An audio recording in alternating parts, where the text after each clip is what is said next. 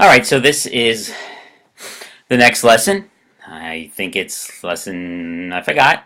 Um, decomposition reactions. Decomposition reactions are the opposite of the ones that we just did, which were synthesis reactions. And what is happening in a decomposition reaction is exactly as the name implies. You're taking a compound and you're decomposing or breaking it down.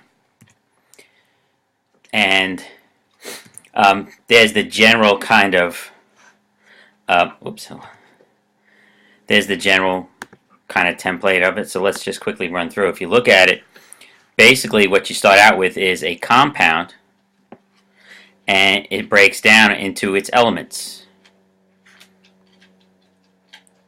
That's typical of decomposition reactions. And if you take a look at this video, which we'll do right here, keep an eye on the video and look at what observations you can make that prove that a chemical reaction occurred. Hi, my name is Elise Clifkin, and I am an undergrad at the University of Wisconsin-Madison, and I will be performing the demo called Elephant's Toothpaste, and it involves hydrogen peroxide, which constantly breaks down into water and oxygen, but I'm going to add a catalyst, potassium iodide, which will make the reaction go faster. In the cylinder, there's hydrogen peroxide and a couple drops of dish soap, which will allow us to see the reaction occur. This is potassium iodide.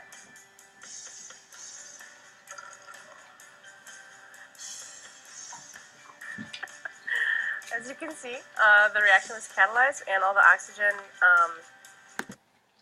Okay, so you can see from that video that it was obvious that that was a chemical reaction. You saw the smoke coming off of that, which was a gas. So giving off of a gas is definitely evidence that a chemical reaction occurred. That was fairly obvious that a chemical reaction occurred. Alright, so if you take a look at this equation, this is the equation that you just saw in the video. This is the hydrogen peroxide. We don't put the Ki, the potassium iodide, because it is a catalyst. We'll talk about a catalyst later, but it doesn't get involved in the reaction. So we look at, it has hydrogen and oxygen on both sides. We have two H's on the reactant side and two oxygens. We have two H's and three oxygens on this side. So that's going to create a problem for us.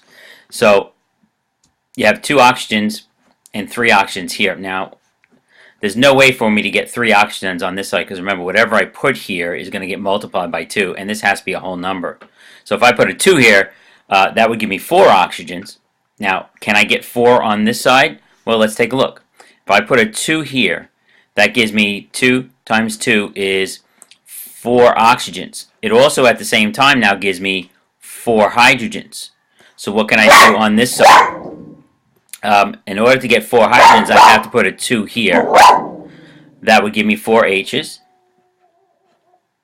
And that would give me now 4 oxygens. I said, well, how does that give me 4 oxygens? Well, here's 2 oxygens, and then here's 2 more.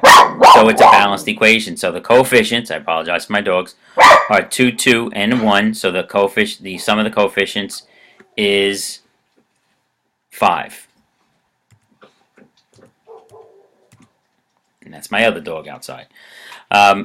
Here's a couple of more examples. And I'm going to quickly run through these. I'm not going to take up a lot of time. There's Hg and O. I have 1 Hg and 1 oxygen. On this side I have 1 Hg, 2 oxygens. Obviously I need to put a 2 here. That would give me both 2 Hgs and 2 Os. Put a 2 here. That would give me 2 Hgs. It's balanced, so the sum would be 5. And this one's even easier. I just put a 2 here and a 2 here, and again the sum would be 5. There's 2 more that you can do on your own. You know what we're going to do next. We are going to go through and look at the word equations.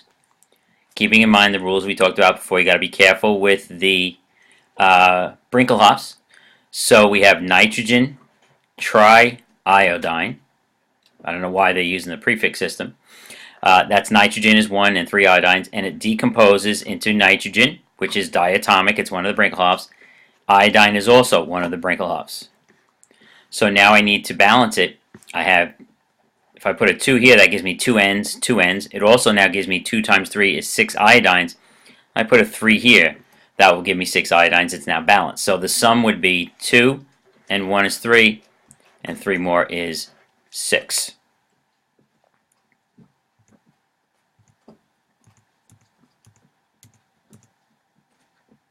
Okay, here's a couple of more. Go through these quick.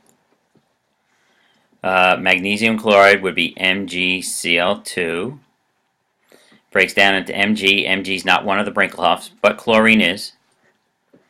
Okay, this is unusual. It's already balanced. You have 1 magnesium, 2 chlorines. So the sum of the coefficients would be simply 3. We have aluminum oxide. Breaks apart into aluminum. Aluminum is not a Brinkelhoff, but again, oxygen is. I'm going to need a 2 here. I need a 3 here. That would give me 6 oxygen, so I need a 2 here also. That changes this to a 4. So the sum of the coefficients would be 2 and 4 is 6, and 3 is 9. And that is decomposition reaction.